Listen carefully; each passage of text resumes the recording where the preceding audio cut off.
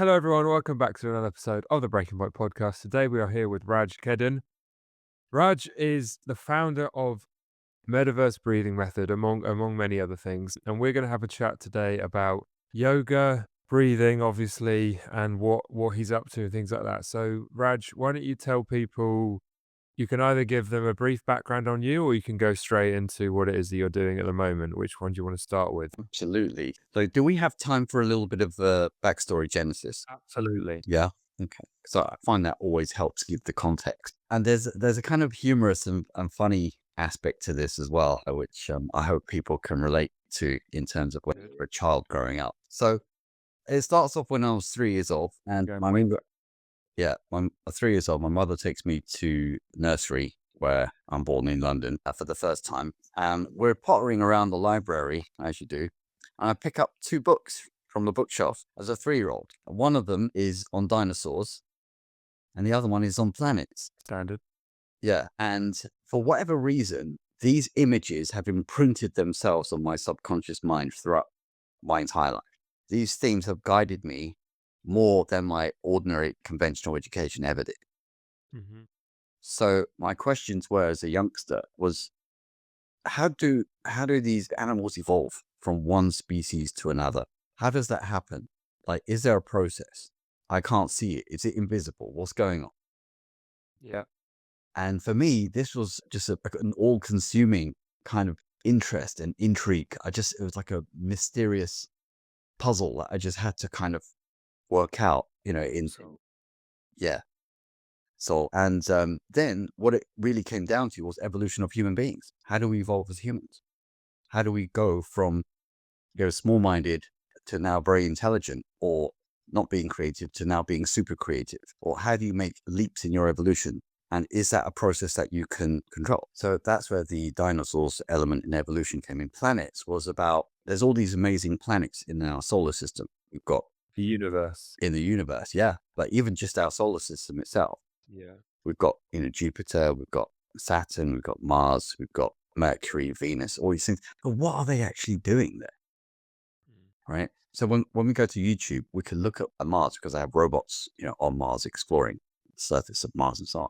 Last 10 or 12 years, I think the robots have been, crawling around there, and Mhm. they've not found, you can see the red sky and the red rock, but you can't, there's no water, there's no plants, there's no skeletal remains of any kind. Yeah. So what is that planet doing there if it's empty, right? Then all these questions begin to arise. Well, what's going on here? It's something they're fixed in their perfect, calculated orbits. They've been there doing that for the last 4 billion years. And do we actually know how they impact nature? How do they impact human beings? Yeah. Right. So that was my whole kind of overview of like, yeah, I want to try to work these things out in the course of my life. So there's a Did bit of you? a backstory. Is that what you're doing? That's the direction I'm moving in, yeah, for sure. So 3-year-old picking up books in a library has gone on to, I mean, I'm not surprised that that's potentially been more influential than the education system, because the education system isn't very influential or inspiring Yeah, in any case. yeah. Um, and then how did you come across, one of the questions I wanted to talk about is like yoga, because you briefly mentioned it, in our pre-podcast chat, and I'd like you to delve into the influence of yoga beyond like the sort of typical layman's perspective of what yoga is, of just like stretches and, breathing, which is obviously an important aspect of it. But if you could delve a bit deeper into the science, I suppose, and the reasoning behind people do what they do in the context of yoga. I mean, I've got a bit of a quite a unique angle to this. Unique story. Okay. I was 18 years old and my mother takes me to India, not just for a tourist trip. No, it's to Right. see an avatar. And you say, what? What do James you mean? Cameron. Yeah, exactly. As per James Cameron's film. And I see this avatar and I'm like, what is What do you mean by avatar? Satya Sai Baba? He's an avatar is a being, a fully evolved, enlightened being. Okay. So he has all the powers that you could imagine. Mm. I know it sounds outlandish and crazy, but it's a very part and parcel of India's tradition of yoga. Yeah, of course. Yeah. You know, all these things, like we have Avatar Last Airbender, and we have James Cameron with his Avatar. You have to understand, what does the word avatar mean? Avatar comes from the Sanskrit word incarnation, or divine power coming into physical incarnation. Okay. That's what the meaning has always been, and it always will be. And India has had a tradition of avatars throughout millennia. Mhm. So I had to concede that I didn't know anything when I was 18 years old, thinking that I'm come from materialistic London, I have everything. And actually, I go there and I realize I don't know anything. Yeah. Right? I don't know where I've come from. I don't know why I'm here. I don't know where I'm going. I don't know how this planet was made. Really, I don't know anything. So seeing the avatar kind of handed it back to me, handed my backside to me, in the sense that, don't be arrogant. Yeah. You've got to be humble. If you really want to learn and have wisdom, you've got to be humble. And I didn't like that. I really didn't like that lesson. It's hard No, to take. it's a very hard lesson to learn. It's the hardest thing to learn. And then bit by bit, you begin to understand and appreciate that, look, you didn't create your own brain. Okay. You didn't create your heart and lungs. There's some higher intelligence that has done this for you. So try to learn as much. Literally. And when you say you saw, what was his name again? It's like love. So what does that mean when you say you saw? His presence, his physical presence. You physically saw with your eyes. It Yeah. wasn't like a metaphorical saw. No, no, no. I was there in his presence. Okay. You can look him up on YouTube. There's plenty of footage of Damn. And he is a symbolic representation of what? Ultimate power or ultimate presence? ultimate evolution of what a human will attain eventually. Okay. And so what does he represent in India? Obviously from a more like cultural, social level, what do people think of when they think of him? Well, if anyone's been to India, they'll understand that it's a country steeped in mysticism, yoga, Yeah. religion. It's a melting pot of all religions, and it goes way further than that. Cosmology, astrology, all these sciences, and the word nirvana itself, the word guru, these common words are all come from India. So when you see an avatar like this of the highest order, he's a manifestation of unconditional pure love. And beings of unconditional pure love, they have no agenda for you apart from your own evolution. So they do not hold secrets back like the governments might, because they don't want you to be strong. They don't want you to be powerful. Avatars have no such agenda. They are like, I don't want you to suffer. I need you to understand your own power and guide it in a constructive way to help humanity. We often the amount of like references to unconditional love across the board from like various human endeavors.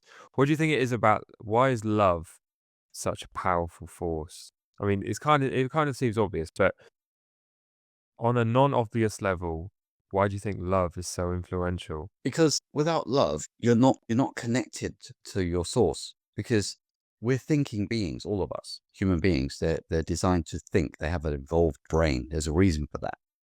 Mhm. Because if you don't think how things are going, how you're interacting with people, you don't understand the law of action and reaction. You can call it, I don't want to say retribution, but the law of karma, let's say. Mhm. Because it can also be very positive. If you do lots of good, then you get lots of good back as well. Mm. And love, it binds everyone in their own orbit in such a way that evolves everyone and doesn't create negation or fear or worry or lack.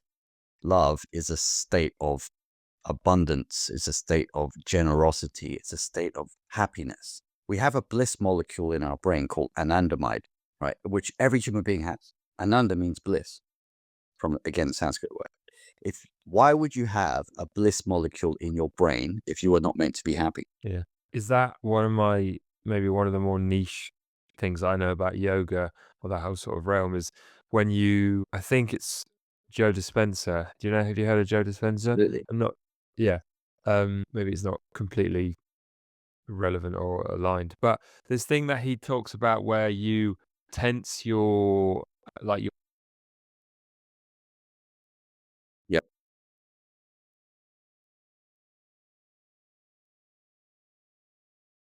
Anandamide. The good thing about anandamide is that you don't have to do anything complicated to release it into your bloodstream. Okay. It's actually our method that we're going to show you today, hopefully. We'll do it for you. And it's very simple, it's very soft, it's very gentle. You don't need to do anything complicated or tense your diaphragm or worry about your clavicles or worry about your belly breathing. You don't have to worry about any of Okay. that. Right. Well, before we get into that, Okay. because I'm very, very excited to get into that.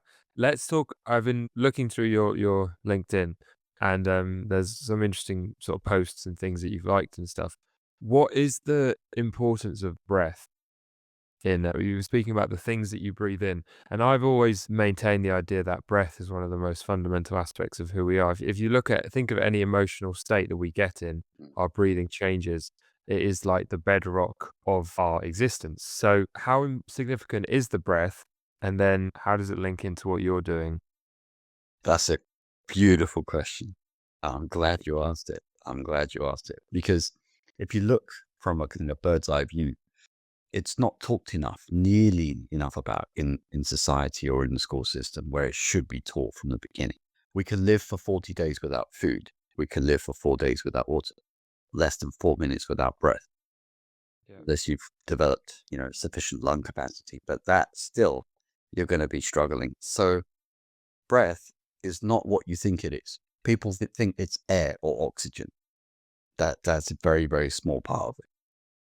The truth is, if you want the direct truth from the Vedantic yoga philosophy, which is cosmological in nature, which is universal in effect, it influences everybody the same. So the three constituents of air, this space that we see around us, it's not Yeah. oxygen. It's light, electricity, and magnetism. Light, electricity, and magnetism. So, explain those three things. Yeah, it's all around us. So you can't perceive it with your senses. However, if your breath powers all of your body, your brain, your mind, your organs, and everything, then that means there's a power higher than what your senses perceive that is powering your whole body, Hmm. right? So the yoga tradition, light is hidden in the ether. Yeah. Electricity, electromagnetism is also hidden in the ether. And we know that electromagnetism is a fact because when they do aura photography, they can measure how far your light radiance extends from your body or not, Hmm. as the case may be. Those who are very healthy have a very strong radiance about them. Is that physical health or emotional health? Both, Okay. both. No one can live without this electromagnetic force. Mm. You are actually, as Joe Dispenza would also say, 90% of you, in fact, is electromagnetic and only 10% is flesh and blood. And by electromagnetic God science, I was not good at science. That's like a spectrum, isn't it? Electromagnetic spectrum. And that is that the spectrum that we can perceive or we can't perceive? You can feel it. You can feel it. Okay, like infrared. Infrared, is that electromagnetic? Yeah, but you feel it more on an intuitional basis. Ah, okay, that's what you mean. Okay, Deep okay. feeling, gut feeling. You could go into that. So it's like when you meet someone and you have a funny feeling, "Oh, I don't know what it is about this person. I'm not sure." It's usually you're picking up their electromagnetic energy, which contains their habits, their lifestyle, their thoughts, their emotions. So when you mix with someone who's got a bad habit, you feel maybe uneasy because it doesn't gel with you. And you're like, "Oh, Yeah. I don't like this." Meet happy people, you feel good, Mm. abundant energy. You meet depressed people, makes you feel contracted. People can sap the energy out of you, and that's sort of along those lines, yeah. Exactly. Because we say that, don't we? We say the energy's been taken out of me, and you think, well, that doesn't really make sense. Because how can someone take energy? How can someone Drain. dissipate, Yeah. drain your energy? Exactly, yeah. And I see what you mean. Okay, Yeah. So light, so electricity. sorry, Oh, sorry, no, it's okay. Light, no, electricity, no, you go. magnetism is all about, as they say, birds of a feather flock together. Mhm. So people of a like kind of vibration, vibe is a very much used term nowadays, vibe, because they are literally vibrating at that same frequency or a similar frequency. Yeah. So that's why those people tend to stick together. Electromagnetism, Mhm. magnetic force is there. Okay. The exhibiting similar frequencies and everything like that. I completely get behind that. And then So we've got magnetism, electricity. What was the third one? Light, electricity, magnetism. So what is the light linked in with the what's the light Magnetism. part? Yeah, the light is the very basis of everything. Okay. If you imagine No, I mean, you mean light as in like this light here or these lights behind me? it's a finer condensed light that you cannot see with your eyes, Okay. but it exists. Yes. Oh yeah, there's a whole array of frequencies and spectrums that we can't see. That's very, very well known and evident and obvious. Like people, duh. Yeah. So can we just before we get onto your breathing technique, can we do a bit more on yoga Mm, and like the practice of yoga? Like I don't know, maybe your knowledge is sort of niche in this field, but where did yoga originate from and why has it managed to maintain generations and generations is quite key. that's a brilliant question. That is a brilliant question. And it ties into the depth and the breadth of knowledge from the Himalaya regions from India again. Mm. Because if you look carefully, what's happening in society, certain word formations and meanings and symbolic meanings are weaving themselves into the English language without a doubt. Guru is from India, again, Sanskrit. As we said, avatar, nirvana, Buddha, Buddhism, guru, yoga, all of these words, they are words that have very powerful meanings that will not change. They will not change. They're constants. They will always be in language because they're not subject to trends. They're And permanent. they also they're very broad terms, aren't they? They have universal terms. Correct. So they cover many things. So a guru is so widely understood now that it's sort of been extrapolated and translated out into many different contexts. And the same with avatar. So obviously they're so fundamental sort of truths that that's why they're so applicable in so many circumstances. Correct. Absolutely right. So, in terms of the word yoga, yoga actually means union, Mm, to that unite, makes sense. to unite. So, when you say to unite, you say to unite to what, right? But what do you, You know, what's your, together to what end? yeah, you know, is it Manchester United? Yeah, are we? What are we uniting to? Hopefully not at the moment. Hopefully we can do better than they're doing. That would Exactly. make me very united. Yeah. So to unite means to unite to your source. Okay. And what is our sauce?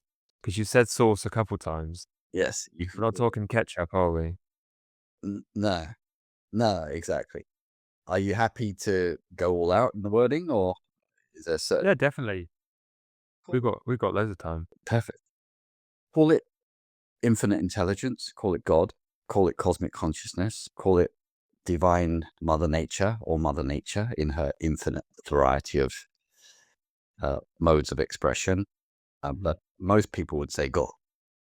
Yeah. So connect to your source means connecting to that higher intelligence that governs everything. So yeah, that's what yoga fundamentally means. And the idea of union, is that because this isn't actually my idea. I think that this is what I've heard from other people, but the point of yoga is that it's the key word is alignment. So you try and get your body aligned with your spirit and your soul, and that based on what you just said, combining the two, the point of that is then to increase the likelihood and your capacity to connect with the source Correct. by getting into that alignment. Correct. Exactly.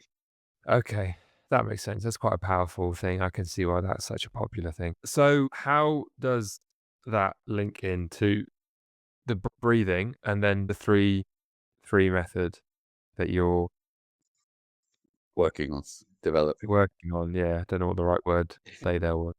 It's okay. Wondering. That's not a word, is it? Originating, maybe? Good job. Originating? Yeah, exactly. Yeah, originating. It's continuing to develop and apply for more and more people.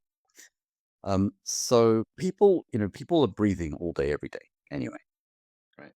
But they don't necessarily know how to harness or to channel this energy in a way that benefits them to the optimum. That would be good. Yeah. So we've been working with a lot of people with ADHD autism, insomnia, stress, anxiety, all these different mental afflictions that we have in this day and age. Whereas maybe 10 or 15 or 20 years ago, those things didn't seem to have They were. existence even. Yeah. So we start to ask, where's all this stuff coming from? And is there a single source or is it various sources? So when you use the breath and you start to access and use the breath to access brain chemical, brain hormones, you begin to realize that there's this hidden, untapped power that can solve a lot of these problems for you. Mhm. And because it's never been done quite this way, like the way we're doing it, no one has ever been able to do it this quickly and this easily before. So you have major hormones in the brain, endorphins, which relieve pain. It does a lot of other things as well, not just that, but that's one of the main ones. Dopamine, which you've probably heard of, and serotonin Yeah. are feel good, happy hormones. Anandamide is the bliss molecule that we talked about. And say it again. I want to remember that. Anandamide. Anandamide. Right. By the way, if you see me looking at my phone, it's because I'm looking through the questions that I've written down. It's not anything else. But I should have said that right at the beginning. But now I'm going to write down anandamide. So Ananda means bliss in Sanskrit. Ananda might, as well as unlocking those four neurotransmitters or brain chemicals. It also activates the vagus nerve. Are you familiar with that? I've heard of it. Isn't it just related? You see a lot of videos on YouTube that are like how to reset your vagus nerve, things like that. Explain more. Yeah. So the vagus nerve is a very important part of the parasympathetic nervous system. So you have the sympathetic nervous system when you're active, you're using adrenaline, cortisol, you have freeze, fight, flight, those kind of very strong action oriented, that kind of lifestyle or those kinds of activities. But then you also have the parasympathetic nervous system, which helps you rest, digest, heal from pain, trauma, surgery, whatever it happens to be. Also helps you sleep deeply. And if you don't have both, you're going to be yeah, you're probably going to have a disease or some kind of imbalance or some kind of mental issue. Something's going to happen if you don't get a balance of both. Even if you don't have the negative one, even if you don't have parasympathetic, is it parasympathetic? Is the fight or flight? So you No, still no, no, need no. that as well. Sympathetic is the fight, freeze, fight, flight. Okay, ironically. Yep, I should know that. So you need an equal balance of both, and is it because without enough sympathetic nervous system action, you're more likely to run into like literal existential danger, or is there actually health and potential drawbacks to not exhibiting enough of that? That, Which that one is it? that is a great question. That is a fantastic question. When we look at a human being, we don't just separate them in parts. We look at the whole person Mhm. because you have to understand that when you go to a hospital, you have separate departments for separate parts of the body. But in Yep. fact, end of the day, you're one person. You're not separate people. Yeah. Yeah. So you have to use the parasympathetic nervous system to feel good. So as much as you're active, you need to take time to relax and digest and understand what's happening in your day and assess how it's going. You Mhm. shouldn't always have to be like in the materialistic societies of the Western world. America and the UK are big parts of that. Where it's go, go, go. If you're not busy, you're not a hero. If you're not busy, you're not worth anything.